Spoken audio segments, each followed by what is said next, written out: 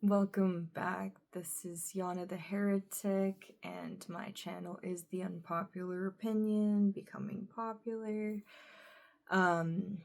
Today we're going to be discussing the hexagram gate 64, which is called the gate of confusion before completion. So I know that sounds hard. Some of these names are kind of brutal for us to process, but I promise you it's really good, and it's also challenging at the same time. This is going to be filtering September 3rd through the 8th, and it is our second gate in Harmonia, the Greek goddess who balances opposing forces. This is a gate in the head center, and it is hooking up to gate 47, which is actually next in the ajna center. So the gate of confusion, this is a gate that puts a lot of mental pressure, a lot of head pressure on us to ask questions. And that's what the head center is all about. It asks a lot of questions. It tries to answer a lot of questions. If you have it undefined, I have this gate, I have the head center undefined. It looks like this abstract way of attempting to solve problems, attempting to deal with images that come up in our head that are about the past experiences we have had. And that's what brings about this pressure and confusion or anxiety. And our mental state really wants to control our decisions, really wants to ride in the driver's seat. We're supposed to be passenger for most of us, almost all. And it's pretty perfect that it is right before and during this eclipse on the 7th, and this eclipse is in Pisces as the blood moon. And I know on the Pacific Northwest we won't be able to see it, but we still really feel the stimulation, the emotions that are connected to our past. And, you know, everything that we are is our past and how it has shaped us. So in this very emotional, very moon sign, Pisces, we are just swimming through, this river of our soul, and really having to sit with all these images. And it was definitely recommended to, have a more meditative state and watch these images come and go in your brain, in your mind, because the easier we can allow it to let go or pass, the better our stasis will be. That is why it says before completion, right? So it's the fox in the bushes, and it is the potential to really try to relate to somebody else, right?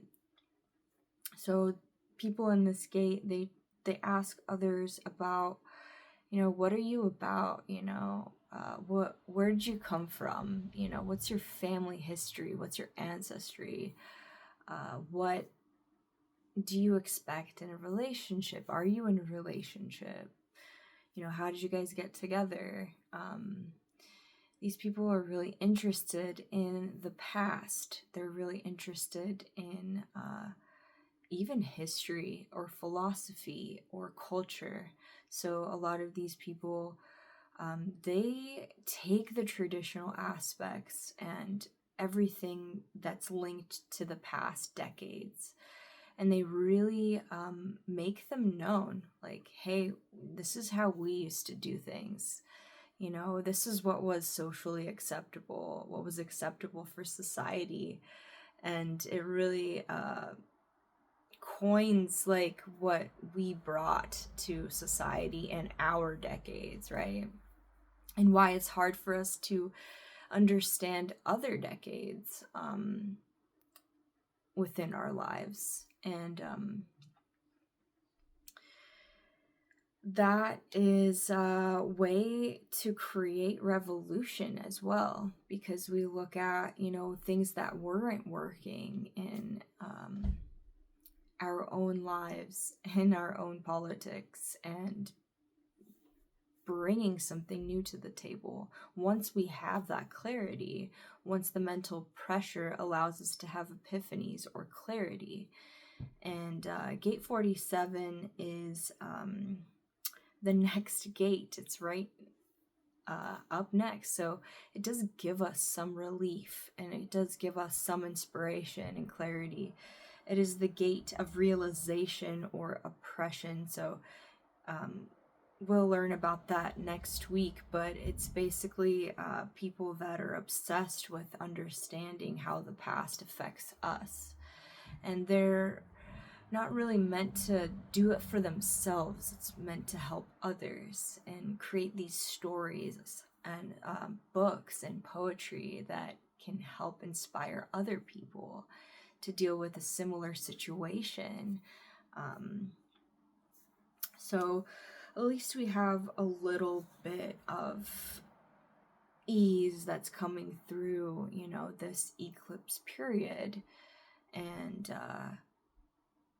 we don't ever want to act on the first thing that our mind tells us. You know, it tends to be dark most of the time. A lot of us take negativity and make it a realized, constant, ever-flowing channel. And we really do need more limbic strength and new wavelengths of positivity to come through. And that's not easy to do, to be honest. It's really confusing to swim through it all. Yeah, similarities between myself and others, you know, that does matter. You want typically to be in the right, you know, harmonious community, right? We're going back to the previous gate. We're taking a look at what really makes our community, you know, what dualities really,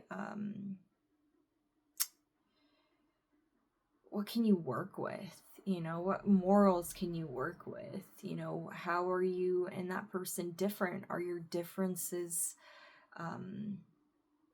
creating too much disharmony in your life? You know, we're talking about the Romeo and Juliet situation, or, you know, people that will swipe you on Tinder for having a weird last name, or, you know, people have all these like depictions of what they crave and want, and this is how we find out through this gate. Yeah, don't be too hard on yourself, you know. Don't be too hard on yourself. There's a lot of abstraction that's happening, and we do have the entire channel of abstraction, 6447 in transit. And it's a design of clarity mixed with mental activity, and that's why it's kind of like, it's an ebb and flow, you know, of like, oh, okay, I understand that. Oh, okay, holy shit. Like, it's the pinnacle of the quote, you know, all I learn is that I know nothing. Because the more you learn, the more questions you actually have. And there's a picture that is woven, but it isn't always concrete, because you're always learning in life, and life is always moving you. and to the ceaseless becoming that I talk about. So, we also have Chiron still in retrograde, right? Until, the beginning of January. So I find that at least a lot of these memories and a lot of this like PTSD and, all these past things that, have just been droning as a dark cloud above you are actually like finalizing like a phoenix, just like finally coming out of the ashes. Because, you don't want to be identified with that shit anymore. And this is really the period, the snake year, trying to weave through and collect all of the strength in your spine, in your spinal cord. Like, this is the time to strengthen, yourself away from the wounds, the story, the familiar suffering, and to shed, to really start to understand that alchemical process where you scorch these memories, dissolve them, purify them, ferment everything. It's a whole process of understanding and releasing yourself from obligations that you don't realize are still in motion. So this is a way to feel ease, because there are things going on in the background that are weaving themselves out of your network. So, or unwinding themselves out of your network. So, and weaving new potential. So I hope everyone's doing all right. I know that it is a lot of intuition and energy coming in and out, and a lot of emotions coming in and out, and a lot of confusion and little bits of ease. But you're doing great.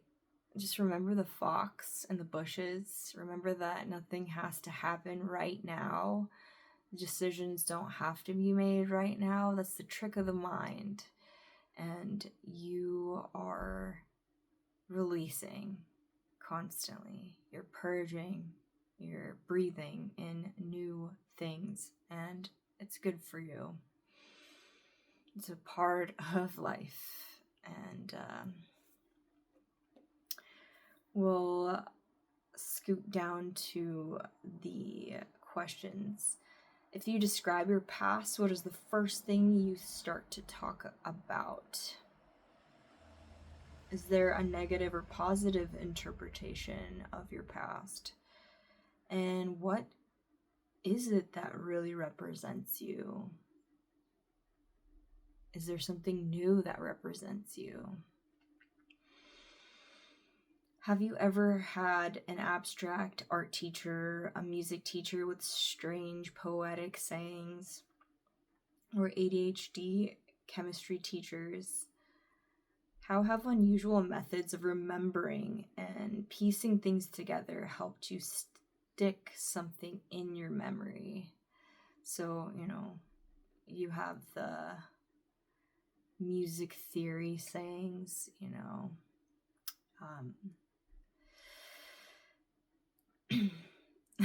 songs that teachers have sung me to help me remember, certain things. I actually really respect that. Respect your teachers, pay them more, because it's not easy to do those things at all. What actions, herbs, music helps you get out of your head and be in the moment? What has been the most therapeutic exercise that doesn't involve hitting a bong? Utilize those these next couple weeks. I will tell you that, I am a metalhead. I love hitting the bong. I have had many, many, many, many years of doing so. And I realized that it helped me in the darkest of times. And I was using this method every day for a really long time. And I learned that it is very sacred, and I'm not treating it as sacred. I'm treating it as something that helps me not be fully present at this time. So it's important to have other methods that help you really deeply, you know. So don't be offended and, you know, seek out something that helps you without it being a mask over, you know, the clarity, you know, isn't creating more fog for you. And that is all for this transit. I will see you guys next video. Peace.